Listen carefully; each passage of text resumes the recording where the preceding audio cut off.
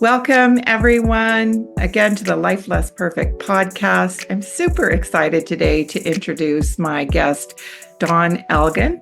Dawn is a fellow Canadian out in Vancouver, British Columbia. Say hi to everybody, Dawn. Hello. So, Dawn has an incredible story. I think we're going to have a great conversation today. So, from a young age, Dawn was in love with the idea of being loved. Oh my gosh, me too. And this led her into unhealthy and dysfunctional relationships. By the age of 18, Dawn married her first husband, escaped at 20 after severe physical, mental, emotional, and sexual cruelty, along with the loss of 5 pregnancies. I just want to acknowledge that. Dawn then married again and had a son and was divorced again before the age of 30. Dawn felt unworthy, which caused her to try to prove her worthiness through doing something we're all guilty of, right? Work, parenting, partnering. By her late 30s, Dawn couldn't seem to fill an inner void, although her life looked perfect on the outside. Isn't that a common theme for many of us? And then this began her spiritual journey. In 2017, Dawn was then in 2 car accidents 7 days apart that would throw her world into chaos. The dark years of the soul, so to speak. Dawn has now been on a 6-year surrender experiment. I love that book, by the way, that has her living in a daily co-creation with the universe. I love that so much. Dawn Elgin, welcome to the Life Less Perfect podcast. Thank you so much for having me. I really appreciate it, Shauna. Well, it's my absolute pleasure. And I just want to start by, again, just sort of honoring your path. You know, many of us come here and we choose maybe not the easiest of journeys. But what do you think it was like? Maybe take me back a little bit before you sort of got into this early marriage. What do you think sort of led you down that path? Well, I guess I do know what it is now. I mean, before I would have thought it was, I grew up without a dad. And so, there's the typical belief of looking for that father figure. In my case, I was not. I had a great relationship with my grandfather when I was really little. My mom was a single mom, and I was an only child. So, there's lots of different pieces in there that can go. But I think the more important thing is the realization of how much our young years affect us and how much when we don't deal with our trauma and drama, how we project that onto our children and into the world around us. And so I was raised by a mom who was a single mom, really low self-esteem, always trying to get her parents' approval and praise. And I was the golden child as a grandchild, to the very big irritant of my aunts and uncles. I was the absolute perfect grandchild. So yeah, my mom would complain about me a lot. So if I was complimented on one side, there'd be a complaint on the other. And this early formation of the belief, a mother's job is to protect her child. And if my mom was not protecting me, but instead was actually the harm place, then that meant I was unworthy of being protected. Took me a lot of years to figure out, and a lot of, therapists and tapping and all sorts of stuff to kind of realize that this was a dysfunction that was created very, very young in those formative years prior to 8 years old. Started in probably by 3, 4 years old, and then continued all the way up, in that relationship until quite recently. So there's that really first place. So if you're raised in dysfunction and the belief that abuse is appropriate, then you're going to probably marry into a relationship that looks normal or feels like some type of normal, even though it's not right. And if I can be good enough or worthy enough, then he won't hit. And so you can see where that plays itself all the way out. Absolutely. Yeah. I really want to get across always to my audience, that this is actually the human condition, that at some point all of us get this message of unworthiness. I feel it's really instilled in us early on, from someone, whether it's a parent, whether it's a bully at school, whether it's a teacher. It's just sadly the way it is, and I really believe that as human beings, we come here and we learn through opposites, right? So if we're here to really know and feel and understand what unconditional love is, I think we first have to experience the opposite, which is that conditional love. And, I heard something just this morning as I was social media scrolling that we marry our unfinished business. And isn't Mm. that the truth? Oh, yes, it is. Yeah. So you married quite early, and that was quite an abusive relationship. What had you sort of garner the strength to be able to move yourself out of that situation? Mm. I never told anybody in those first 2 years. Mm. So we got married. His family is Jehovah's Witness, and they pushed for us to get married when they found out that we were living together. He had been disfellowshipped. So suddenly he wanted to get married, and I thought that meant that he loved me and I was worthy. So I said yes. And 24 hours later, we were moved to Salt Spring Island, so a little island off of Vancouver Island. And within 24 hours of moving there, the abuse would begin. And prior to that, I had never actually been hit by him. I'd seen him lose his temper and all the rest, but I'd never seen that side. And within that was the immediate threat of if I told anybody, he would harm my mother. And so you see the dysfunction because if your mother doesn't protect you, you protect your mother. And my mother and I had flipped roles, and I had become the protector of my mother for many, many years prior to that and continued that through. And so with that threat, I never told a word to anybody, even his parents who lived in the same house and could hear it. I denied it. And so I denied the abuse while we lived there. Then we moved out, and then we moved back to Vancouver Island, and the abuse only got increasingly worse. Nobody ever said anything to me about it until after I got out. And then I became aware of how many people had heard the abuse and never said anything or done anything. So what really did it was one day I was close to committing suicide. Mm. And it's funny how some days it still gets you. And I decided, well, I was sitting in the tub and I was about to cut my wrists. And I was sitting there with the razor blade beside me, and I actually prayed for the first time in many, many years. And I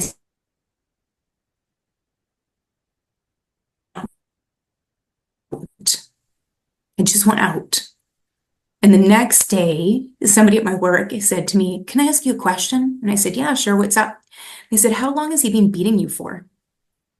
Mm. And out of the blue, this girl that worked with me, that was a hostess at the restaurant I worked at, suddenly asked me about the abuse. And because I was not expecting it, I answered her.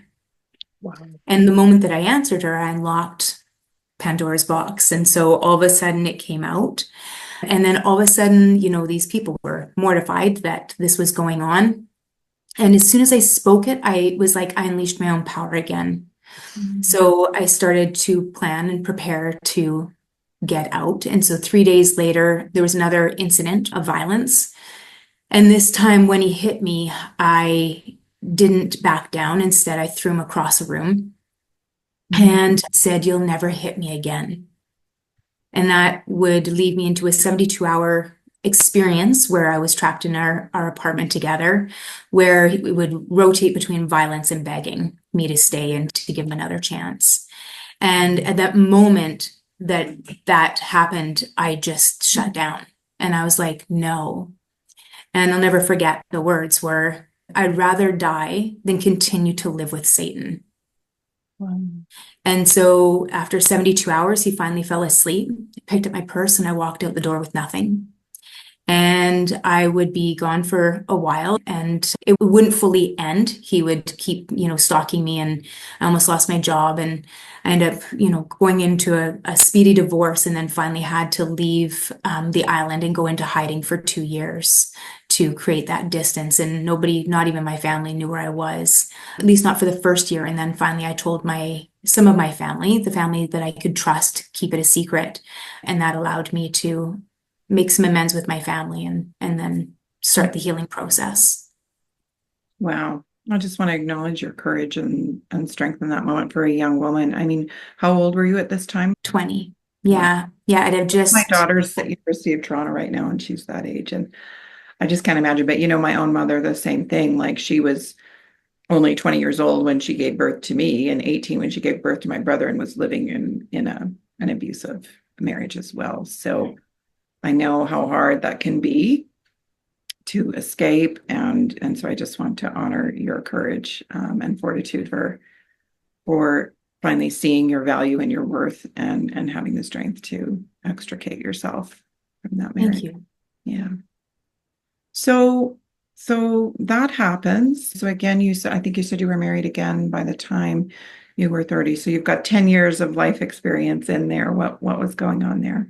It wouldn't take very long. So by 22, I moved back to Victoria Mhm. and I met up with a guy I had dated before, and we ended up getting married. I was still in love with the idea of being in love. And more importantly, I really wanted a family. I had a great desire to be loved. And so I wanted to have a family, and I had a very small window. I'd had a lot of interior damage done through the pregnancy, through the marriage, through losing pregnancies. I'd had a tubal pregnancy and some other incidences that had come up. And so I had a really tiny window and I lucked out. I found a really great doctor, had some surgery done, and was able to get pregnant with my youngest, my son. I have two sons. One's my biological and one's my stepson. And so I was able to get pregnant. So I got married again by 24 and I had my son at 25. Yeah, and then was divorced again. Well, split from my second, I call them husbands. My second husband by my late 20s. Mhm. Yeah. Okay, so now we're separate again. And so, there it is, right? That external search for love, Yeah. right? So keep trying to fill the void. And so then tell me what happened from then. Oh, from then it was still an external search. You still keep trying to find somebody outside of you to tell you you're worthy. During this time, I had learned that I was a really, really great employee. Mm. And I was a loyalist. And loyalists are very, well loved within organizations. And so I learned that if I put in extra hours, that I could get, some type of appreciation or admiration that way. So I was still externally seeking approval and seeking my worth. And I carried that through really within jobs, a lot of it up until, well, it still continued still for lots of years. But by 32, I had moved up here. I had some bosses that saw some really great things in me. My second husband and I splitting had caused me to have to become bankrupt. So there was lots of shame there. I had grown up as an only child by a single mom in poverty, and I had sworn I would never, ever be like her. And so all of a sudden, you're 30 and you're bankrupt and you're a single mom and you're starting to notice some cycle things that don't feel so comfortable or good. I'm breaking some cycles within the way that I parent, but in the rest of it, I'm going to get to experience my mother, Mm. which, gives you some levels of empathy towards somebody, allows for some places of healing. And then by 32, these bosses that I'd had at the time, they were amazing. And so they, were very supportive of helping me get divorced so that, I wouldn't be terrified of somebody taking my son from me. And they really, gave me a lot of confidence within my work and pushed me to, be a better version of myself. And I was in lighting at that time. And so I ran lighting showrooms and did interior design work. And they just kept pushing and pushing, and they would praise me. And so I would work until, I was very good at working about 80 hours a week. And my ego was very well fed. And I was making very good money, and I was able to be a single mom and build my own house. And by then I met my soulmate, the love of my life, around 32, a couple of years of off and on. But that would kind of start to be the preparation of figuring out who am I. And so that, cycle of still looking outside myself continued until probably close to 40, when somebody gave me the book by Brene Brown. It wasn't her first book, but I think it was her second book, Gifts of Imperfection. And I was like, what are you trying to say? So by then I just kind of started that journey of, I had listened to the Four Agreements, which had taken me into this concept of personal development that I had never really ever gone into. So that would be kind of the beginning of it, just before probably about 35 would be the start. 40 would be kind of really the next level of awakening. Nice. Isn't it interesting how these things come our way exactly when we're ready for them, right? As the saying goes, when the student is ready, the teacher will arrive. So lovely books by Brene Brown. Yeah, she's amazing.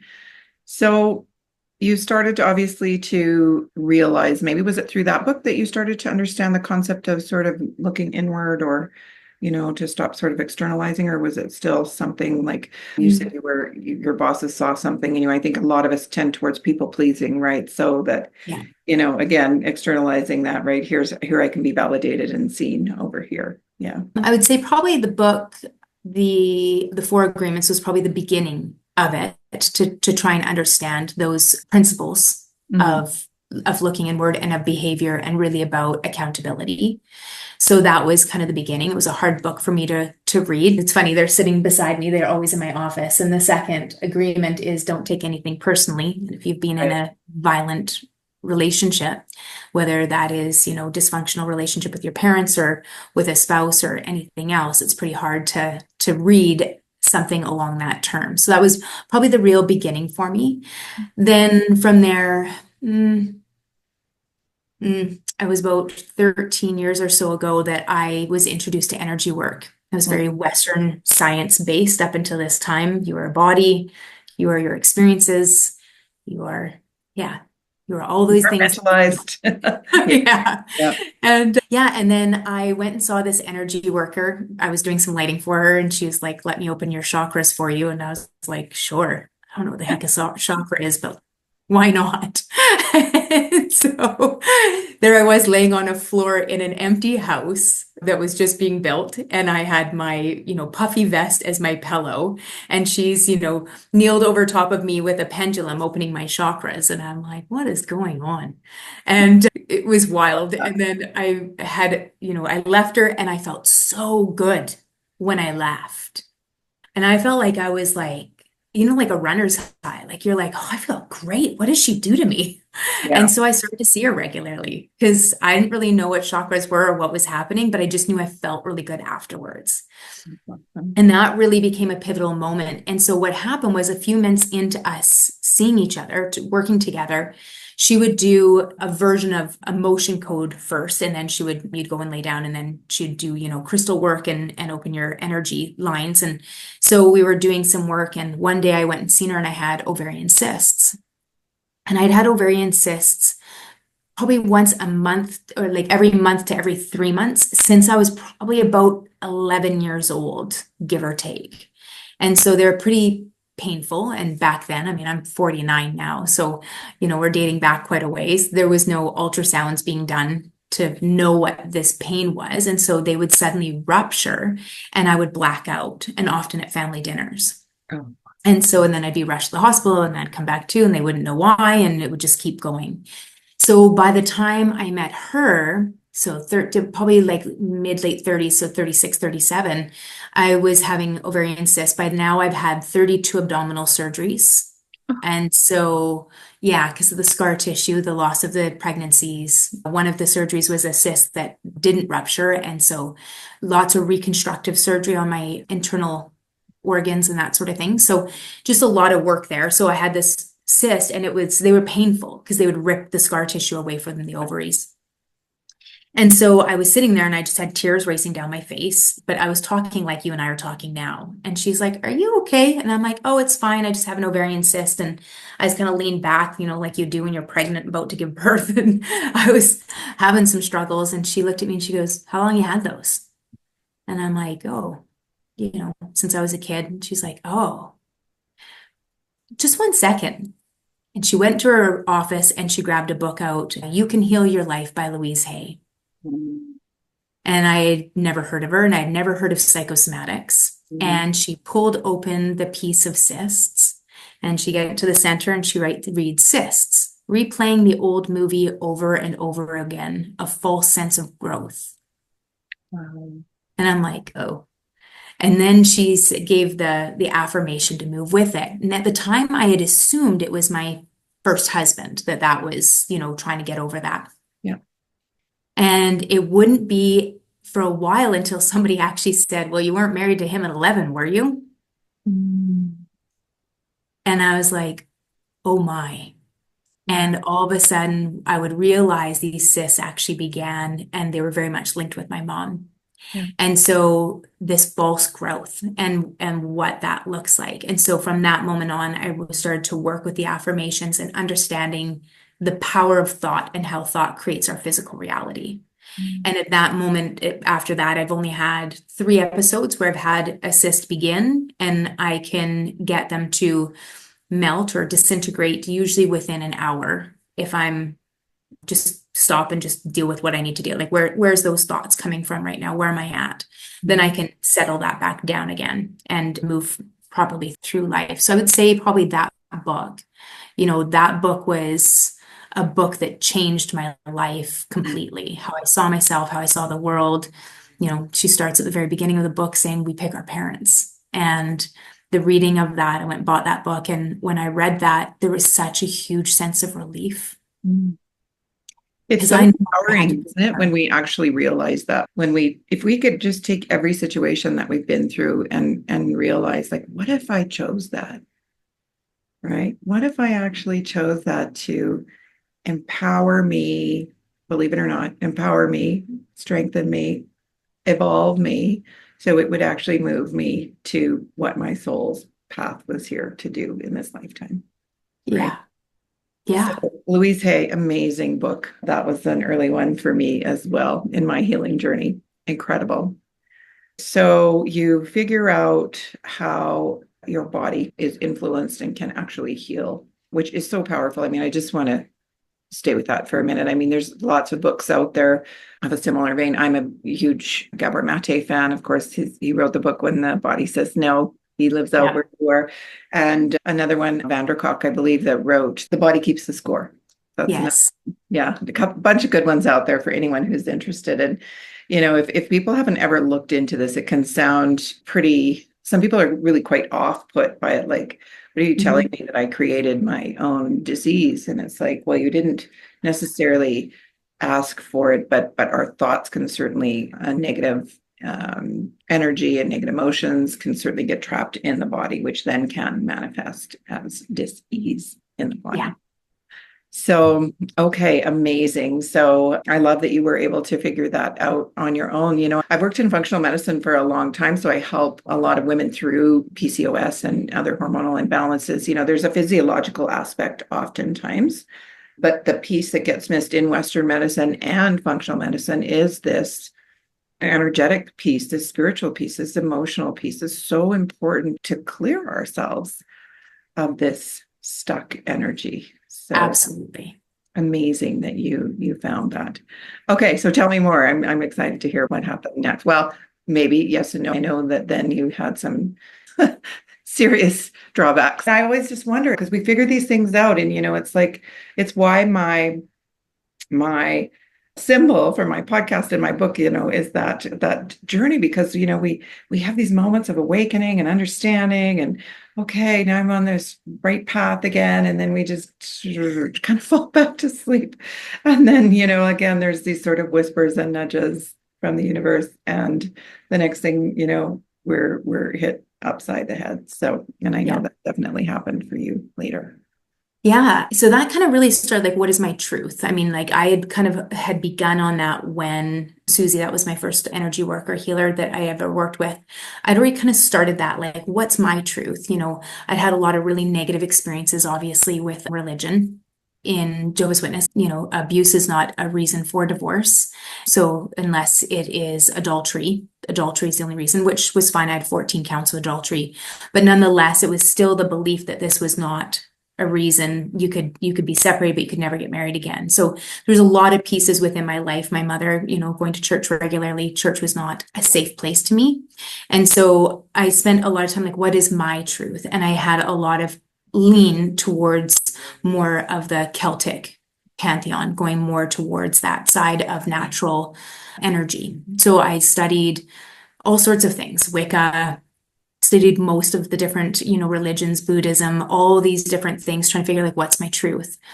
And all of them had these beautiful parts to them, all of them. And there would be this constant kind of thread, but they wouldn't be quite right. Like there would always be some sort of a bend that all of a sudden made it almost too human. And so nothing kind of felt like it fit. And so about 40 years old, I was reading and studying on energy work, and I had read about doing a ritual of release using fire. And so I decided I was going to, and I had read about Feng Shui and in this Taoist medicine about the energy that lands into objects in negative experiences. And so many of us take paraphernalia from a terrible time in our life and we bring it through the rest of our life. And for me, one of the things I did was I brought this gray flannel robe and a pair of gold hoop earrings from my first marriage. And I brought them into every house. And so all of a sudden I'm reading about the energy that settles like dust, energy settles, negative energy settles into objects. And that's how you remember the old show Tales of the Crypt. And so, how this works. And so I was like, oh, this isn't good. So I was reading about doing a cathartic release and I decided I wanted to be done. I was 40 and I was like, I'm done with this. I want my life back. I want my power back. I'm going to do this. And so I wrote for 3 days the story of my life with my first husband. I contacted a psychologist to come over that I could read the story to, and then she could pinpoint all the places she was good, where I hadn't. She's like, oh, you left something out there. What was that? And it would always be like the really dark stuff that I didn't want my kids to read, or, I didn't even really want to even put it to paper. And so we did this. My now husband lit a big burn barrel in the driveway when she left. And I went out there and I threw the bathrobe in there, the gold hooped earrings. And my boss, my mentor, had said to me, Dawn, it won't be done until you can wish him peace. And I remember saying to him, yeah, well, 3 out of 4 ain't bad. Yeah, right. And so, I'd done the reading, I did all of this, I threw it in, and I went to throw the letter in. And I was stunned because that was the feeling was, I wish you peace. And it was this immediate realization as I was throwing the letter in that if he didn't have peace, he would continue to perpetuate the pain that was within him. So although he had been deemed, a sociopath and narcissist and all these labels that we love to give people, at the end of the day, there is dysfunction and pain. And so I wanted him to have peace so that this isn't perpetuated any further into the world, which was beautiful. And there was a moment of like, I can start to let this go. And that was the beginning of, we always have, when we're in these dysfunctional relationships, we have like our go bag ready. And so we're always prepared. I knew every exit to every building. If I was in a restaurant, I like to have my back to a wall. I was very, very atypical complex PTSD person without realizing it. And I had gone through my 20s and most of my 30s with a go bag. Like a fight bag or a go bag, like to run. And then my 30s, I started to have like what I called the fight bag, like so where I'd start to prepare. And if he came in, this is what I was going to do. And then all of a sudden I had this release and it began the decade of no plan. People would say like, what would you do if you ran into him today? And I'm like, I have no idea. I find out if it ever happens. It's so irrelevant to me. Yeah. And that was the realization of what freedom looks like. Freedom looks like not thinking of them at all. Yeah. So those were like big, big moments for me. The downfall was, as you're saying, in this spiritual awakening, but I'm still in my human doingness. I'm still working, crazy hours. I'm still trying to please people because I've created these patterns now. And expectations. People have expectations of me. I created them and now I need to live up to them. And I'm feeling less and less fulfilled, even though life looks perfect. I have a really good looking, successful hubby. I've got 2.5 kids because I have a French bulldog and he's half a child. I have a pretty home. I've got a nice vehicle. We travel. Life looks good. And I am so not happy inside. And my husband is like, I just want you to live. I just want you to thrive. And he is my greatest cheerleader to this day. Mm. And that really was the beginning of like, you're supposed to be doing something else. And so I started to get a lot of nudges. I was working with my second energy worker by then, my spiritual director. And she's like, you're supposed to be coaching. You're not supposed to be doing this. You're supposed to be coaching. And I was terrified of the idea of changing careers, Mhm. of giving up my income, Yeah. of giving up the prestige. My ego was very, very, very well fed. I was known as the lighting goddess, and I liked that. And yeah, it was so hard to turn away and to go into a profession that was not common still. We're 10 years ago and kind of like sneered at by a lot of people, as people that can't get jobs. Yeah.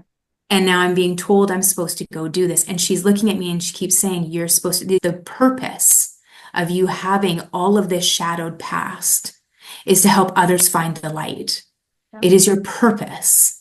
And I just couldn't figure out how to make the shift. Mm. And then 7 years ago, almost to the day right now, just like looking at the date, we're just past the mark of 7 years ago for the second accident. I had two car accidents 6 days apart that would leave me with a concurrent concussion and severe nervous system dysregulation. And within 6 months, I'd be put on what would be deemed permanent disability, and I would lose almost everything. I couldn't be super mom, couldn't be wonder wife. Was severely sensory sensitive. I couldn't be around light at all, or it looked like I was having a stroke. No sound. So I was emceeing big events, I was talking, and I couldn't even be in public in a restaurant. Yeah, it was gone in like, Isn't that incredible? Like yeah. the universe isn't always so subtle, is she? Well, that morning I had said, I cannot stop this wheel that I have created. No. I need your help. Mm. And that first day, it was the bad torrential weather, rain, typical here on the island. And a girl lost control of her vehicle on the freeway and hit me. And slow motion, I saw everything in slow motion. And as if somebody was sitting beside me in my vehicle, I heard, you asked for this. And that would be when I would realize a year later, I'd be listening to some work by Carolyn Mace, and she said, your life will all of a sudden seem out of control. And it's not. You abdicated control. And that was, really the next big spiritual awakening and push on my journey. And that began really the surrender experiment of letting go and starting to work within the principles of co-creation instead of trying to control and force and be an A-type personality that I naturally am. Interesting to me. I'm so fascinated by people's stories who come into this work. We're so similar in that way. I mean, it was just, for me, it happened a little bit later because I was stubborn. I stayed 17 years married to the wounded masculine, shall we say, who definitely falls in that NPD personality type of situation. And so that wasn't quite enough for me. And so then I moved into a really toxic one. It was like, okay, now you're going to finally get this, right? Yeah, same thing. And financial disaster, all of it, right? So I was obviously meant to come into this space and work a little bit later in life, but whenever it happens first, right? So amazing. I was talking about this stuff and thinking about this stuff a long time ago, but it didn't feel sort of safe to talk about this kind of thing then, right? Like, Totally. oh my God, like, thank God. I mean, even in the last, I would say 5 years, things have really, ramped up in terms of, I think a lot of people are having these awakenings and starting to see sort of beyond the veil, shall we say. And Yeah. okay, so you have this massive car accident, you hear this voice. That's got to be pretty off-putting. I mean, so then what happens? Yeah, so I would fight for the first probably 6 months off and on. I'd take time off work, go back, go off and on, and then 6 months they say you're done, you're on disability. Mm. And neuropsychologists tell me that it would take me about 2 years to heal if I would let go and allow myself to heal. Yoga, meditation. I'm like, what kind of hippie BS is this? And I was so not interested. And then I was sent to physiotherapists, and all of them kept saying the same. And my doctor, an amazing GP, and she was like, meditate, meditate, meditate. They're all telling me to meditate, and I just couldn't buy Wow. in. Wow. Yeah, You really clearly lacking. are in BC, not in Alberta. Yes. Just saying. And still, that's pretty, like, I fight tooth and nail to this day to kind of really put meditation on the map of how it can help people heal. Yeah. So my doctor signed off on me taking a course called the Science of Mindful Awareness through the Meditation Center in Washington with a neuroscientist so that I would buy in Mm. because I wasn't buying in. No. And so I took this course, it was at my own pace, and she did a breathwork meditation one day, sitting in my little Zen room my husband built me. And I'm meditating, and he's watching me from behind, and my neck and shoulders are changing shapes. And afterwards, he looked at me and goes, "What were you just doing in there?" And I said, "I was doing a breathwork meditation where we were to breathe into our pain from the inside." Mm. And as I was doing it, the pain was literally going away. And so she taught me how to control pain using breath. And I was fascinated by the concept of our power. Mm. And so, I'll back up a titch. So I first got hurt. My friend said, don't listen to any doctors. If they tell you that you'll never heal, download Joe Dispenza, Bruce Lipton, Heart Math Institute. Good advice. Good friend. Yes. Very good. So I did. I downloaded Breaking the Power or Breaking the Habit of Being Yourself by Joe Dispenza. Biology Belief by Bruce Lipton. And I was like, what is this? And Bruce Lipton really like blew my mind with the concept in biology of belief. And so that started. I was like Wayne Dyer, and I started like hunting. And so as this is all going and meditation's coming up, I'm like, how do people heal? Like, how do you heal? And I'm still kind of pushing. I'm still an A-type personality control freak at this point for sure. Mm. And so I'm trying to make it work. And all of a sudden, in all of this, we hit that summer 2018. I wake up one morning and I start having these really strange things happening where I would get like knowings or downloads. And so I had like where I heard it in the car, and all of a sudden these things are starting to come up, and I'm starting to remember that as a young child, this was normal for me, and I had shut it down out of absolute fear by 15. I did it as 5, and then I had an incident at 15 where I was like, no spiritual stuff. And so all of a sudden I woke up one morning and I'm like, I think I'm supposed to read the Course in Miracles. My Mm. husband's like, sure. I wasn't able to read. My eyes were totally messed up. I had a neuro-ophthalmologist that I dealt with training, and he's like, okay. And it's tiny little print and it's paper like a Bible. Yeah, And totally. so I went into my room. I had it in there. I bought it years before. I didn't open it because it freaked me out because it looked like a Bible. Mhm. And so I unpacked it, started on the course, 365 days of Course in Miracles, and started with day 1. And within 2 months, I realized that the reason I was being told to read it was because I was being forced to read he, God, very kind of masculine concept. And all of a sudden, I was sitting there and I was like, oh, I'm not supposed to change he to she or God to goddess. It's irrelevant because God is genderless. It's the divine feminine, the divine masculine. And my husband's like, what? And I'm like, oh, okay. And I just kept studying. And so the more that I would just do what I was told, the more things started to come. And so then I had a book arrive on my phone in my Audible that I had never heard of. And that was by Carolyn Mace. I'd never heard of her before, no interest in theology. And all of a sudden, this book that was a recording of one of her events called The Advanced Energy Anatomy showed up on my phone. Wow. And my phone would not work unless I listened to her book. Wow. and I would throw my phone. I would have temper tantrums, stamp my feet. I was like, I don't want to listen to this. I'm not an energy worker. Why are you making me do this? Like, it was not pretty. I was the equivalent of a 3-year-old having a tantrum. That is truly a reluctant guru right there. It's like, no. 100%. I did not want Yeah. this. Yeah. And I finally just gave in. I was like, fine, I'll listen to it so it goes away. Mhm. And it would become really the catalyst for the next 6 years.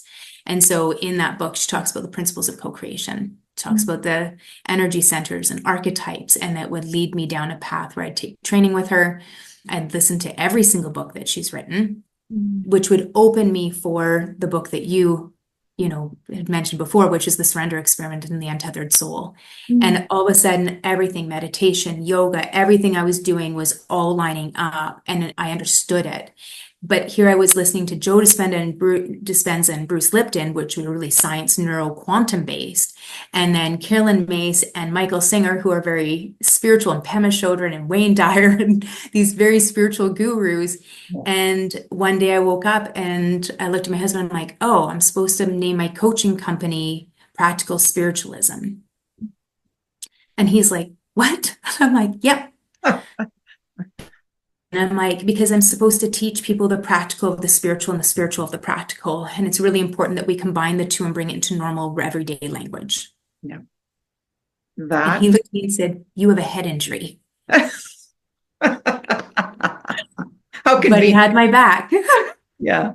Yeah. And they're all saying the same thing, right? It's all coming from the same source. And it just is finding the source that resonates, right? So, I mean, it's the same thing in my book. I'm telling, the same sort of thread that runs through all of these different belief systems, I guess, but just in my own voice, in my own story, and in a way that hopefully people can understand, right? So Yeah. we all play a part. When we go through these things, this is the thing I want people to understand is our souls don't choose these difficulties just randomly. Like we're not having these major difficult experiences, just to survive. It really is about what did you learn and how can you help others, right? And it's just this path. It's just a path to our soul's evolution. And we can't, if you fight it, if you don't surrender to it, I mean, like, as you're just going to keep having these difficult experiences, unfortunately. And not everyone does. I think some people just kind of can stay asleep and just sort of stay in this safe place. And that's okay. That can be your path as well, right? Wow. So much to mine there. I don't even know where to start. So what's your process now when you work with clients? Can you share that a little bit? Yeah. So that has been a long surrender experiment where I keep thinking I've surrendered and then I like resist again because it's forced me to, my own work has forced me to deal with my own trauma. Yeah. And so 3 years ago, I was told that my purpose was sovereignty. That was the word, sovereignty, sovereignty. And so, it's a big word. Most people don't understand what it really means. And so I had to look at it myself. I'm like, sovereignty, what is sovereignty? To be self-governing. All right, well, I make choices. I'm good. And it's like, do you? Or do you make every choice based in fear, worry, concern, anxiety? And I was like, uh-oh, don't make a single sovereign choice. And so I realized, okay, here we go. So the process that I give people that I work through is sovereignty. And so we'll use different languages for it, but really it's about the process I've created now. It's taken 3 years, 3 years to create, but more importantly, 3 years for me to step forward into my light, into my power, into my divinity, and own it. And there's a lot of pieces there, of fear of ridicule, fear of persecution, to be a spiritual coach, to come out in that realm. And you're going to tell people to be self-governing means that you're telling them to take their power back from everything else, every single system, politics, medicine, religion, familial, Mhm. all of it. So a lot of people I'm going to piss off. So, Gotcha. right? And so I think in previous lifetimes, it was not safe to do that. So we really had to have that almost encoded in our DNA. Well, certainly encoded in our DNA, Yeah, right? absolutely. I think this is finally now a time where we are safe to speak our mind. And even then, it's a little dodgy at times.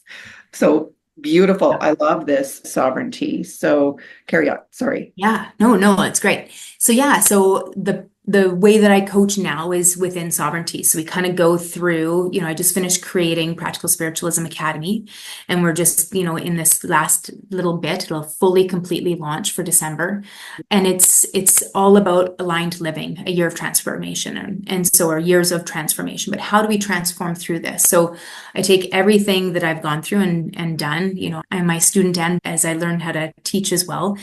And I really do teach as the student. So, how do we release our belief, become aware of our beliefs first? It's kind of like I teach on boundaries a lot with people. And so I say to people, do you know what your boundary, or do you know what boundaries are? And they're like, yes, I do. And I'm like, great. Do you know what your boundaries are? And they said, yeah. And I go, great. Can you tell them to me? And they're like, nope. And I'm like, I don't like when I hear this. They think that's boundaries. Like if somebody says something to me that I don't like, oh, that's a boundary. It's like, no, it's actually not a boundary. exactly. And so most of us don't. We've never really been taught boundaries. We've been taught to not do what other people don't like. We've been taught to make people happy, but we've never actually been taught boundaries. And so the first step is to figure out, what are our boundaries? Who am I? What do I believe? And what is in alignment with myself? And so boundaries becomes kind of a baseline of sovereignty as we figure these pieces out. So what are my boundaries? How do I put them into words? And then how do the big missing step of boundaries, how do I communicate them? Because lots of us have boundaries and we never communicate them. Right. And so how do I communicate them? And then afterwards, how do I hold them, knowing that they're going to kind of shift and pivot? I might have a fairly hard boundary, like how you speak to me, people being violent, that sort of thing. But I might have a bit of a bend in that boundary. If I know that, say, I'm dealing with my son and he's just gone through something at school, and so he's, has a verbal outburst, I'm not going to hold this crazy hard boundary, because I'm going to understand that it's his pain that's speaking, and then we're going to move through that. So there's a difference in our boundaries versus, just somebody speaking to me disrespectfully. And so I use that kind of context. So I use the laws of co-creation. I love the spiritual principles of co-creation. They are the base of everything. And so I teach them. And I teach them in everything that we do. And then, the big piece is really, how do we harmonize the divine feminine and the divine masculine within us? Yeah. Because a lot of us think it's balanced, work-life balance. And that's like a lot of tension and a tightrope. And it's not. And almost nearly impossible, I think. Yeah. People yeah, absolutely. Yeah. And so most of us who've been here, gone through this, we're like, you can't do it. Nope. I mean, you can, but it's like it's small, and then you fall and it's ugly. But harmony is a totally different thing, and it's really beautiful. And then how do we find it within ourselves? Because of the abuse I've been through, my divine masculine was really, really strong. My warrior was in front. Yeah. And I spent 2 years of, today I laugh as I wear jeans, but 2 years I literally would try to wear dresses every day to move into my divine feminine, and to understand that I can be feminine and be strong and powerful, that it's not one or the other, but the two of them really harmonize together. And really the divine feminine has some of the most powerful aspects of ourselves. But, the intellect loves to judge and grade and categorize. And so trying to find that harmony of understanding one's not better than the other, but harmonized together, is how we find true alignment within ourselves. And so that becomes the main piece that I teach within is, who are you? What are you? You're not a body. What is awareness? How do we awaken? Who are you? And then how do we co-create with the universe?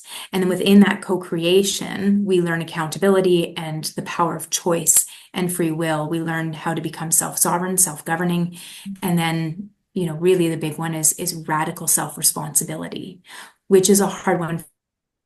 I was just about to ask that. Where does personal responsibility come in? Because that's, when I coach my clients, they really struggle with that one, and I'm always like, wow, okay, what mirror is this holding up for you right now? What is this moment trying to teach you about you?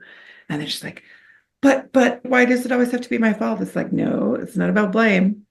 No. It's about just taking responsibility for how you co-created this, how you were involved in. Yes. Yeah. Yeah. Yes. The universe is a yes man. Totally. I, you Always. know, I just said this to a client. I'm like, okay, so here we're trying to unwind some beliefs. She's young, in her 20s, and I love her to pieces. And I'm like, okay, here's what we're gonna do. We're gonna talk about like the laws of magnetic attraction. Mhm. I said, so you have this old piece inside of you that says, I'm unworthy. She goes, okay. And I said, and you don't want to deal with like unwinding the belief and releasing the emotions and doing the deprogramming. You just want to skip right to the affirmations of I am worthy. And she's like, I like it. Like, perfect.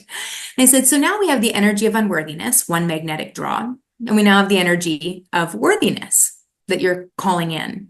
So if you call in unworthiness and worthiness, because the universe is a yes man, so you can be sitting here saying, I am worthy, while you're feeling unworthy, and you're going to call both experiences into you.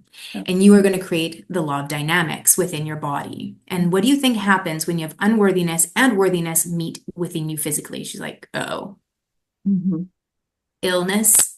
Mhm. And I'm like, oh, I love a smart cookie. So here we go. So, we're creating the stress of two opposing energies within our physical form. Mhm. And you are responsible for that. Yeah. And so we must do the uncomfortable work of unearthing. Just like I said to you, like I've done a lot of work around my mom. I've done a lot of work around my exes. I've done a lot of work about this lifetime, my past lifetimes. I've done a lot of this pieces. And all of a sudden this old piece comes up and I'm like, why am I so scared of ridicule? And I realize it's linked to my mom. Mhm. It's linked to my mom specifically in when somebody would say something nice about me, my mom would say something bad about me. And so I have a fear that if I step into my light, I step into my power, and somebody's like, oh, Dawn, she's, a leader, she's taking her role, she's doing what she's meant to do. I have this thing of somebody coming in and being like, she's, not good, she's not worthy, all these pieces. And I had to really work on that and release both me and my mom from that contract. Yeah. She did the best she could with what she had. Only Mhm. hurt people. Which means if she had been thriving and happy inside of her body, her life, and her mind, she never would have done what she did. Exactly. Does not mean she's not responsible for herself. She's 100% responsible for every word and every action she takes. However, I asked for her, got what I needed from her, and our contracts are complete. Thank you. Yeah. Yeah, that's why I love the practice of Ho'oponopono, because it really does sort of encompass everything in that one short little prayer. So if anyone can just even start to practice anything, it's like anytime you're feeling in despair about a situation, if you can just even sit, I mean, and just, I still do this to this day. I practice Ho'oponopono, I'm sorry, please forgive me, thank you, I love you. It's personal responsibility. It's not trying to push away the feeling, it's really looking at it, seeing it, feeling it, and taking responsibility and saying thank you for the learning, and releasing it with love and gratitude. Yeah. It's such a simple but beautiful practice, right? You can work through almost anything with that. It's a place to start, right? Yeah.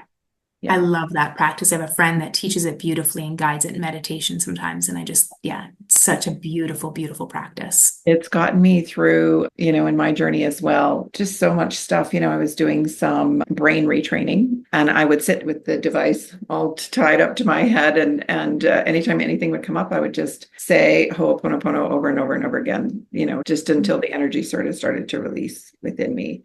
And that was just a phase, that was one of the tools. We talk about helpers and the things that come along on our path, but that was a really powerful one and still is to this day. So I love what you're teaching. So tell me the name of your course again.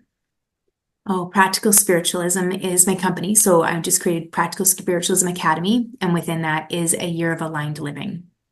Beautiful. So yeah, so I'm excited to finally say, okay, here we go. So Yeah. we've got Aligned Empowerment, which is a 12-week course, and then a year of it, which is a 12-month kind of intensive deep dive between group and one-on-one, going into all those pattern reprogramming. And yeah, it feels right. It feels like it's the right time, and I'm ready to step I, in. I really feel like, I don't know about you, but I feel things are, I mean, we've got an election happening tomorrow in the US that I think is going to affect us powerfully, even up here in Canada and around the world. And I feel like as souls, many of us chose to be here at this time, there's going to be some stuff. And just look for the helpers, look for where you can find groundedness, look for where you can find some sense of peace and know that even though the world may be going crazy around us, we can still take responsibility and still create a life that's peaceful and joyful, even amongst things and old systems and craziness sort of collapsing around us. So look for the Absolutely. like Dawn and myself, I'm here and so happy to have had you on the podcast today, Dawn. I know we could probably go on and talk for hours, but I'm going to I'll link all Dawn's contacts and her website and the courses she's got coming up in the show notes. And if you could sort of leave my audience with one thing practically they could do if they're sort of in that place where they're still struggling or in resistance a little bit, or, wondering why they're not quite happy or they're looking to fill that void, where would you sort of recommend that they start? Yeah, well, that's a good question. I mean, I still to this day recommend the Four Agreements and You Can Heal Your Life as two kind of great baseline books that I jump most of my clients into. Four Agreements is I say almost because I don't really force people to read it, but it is a requirement of our work together. It just helps kind of have a baseline. So, starting to shift ourselves by reading, embedding ourselves, understanding that everything that we look at, everything we listen to, it's all consumption. Yeah. And so often we think like, it matters what I put in my mouth. And we don't think about what we put in our ears, what we put in our eyes. Those are as vital, right? So I would say, first start off by being, cautious about what you're listening to. I stopped listening to the news and watching the news 9 years ago now, actually, after Tony Robbins and a couple of other guys were up on stage one day and they were like, don't waste your time.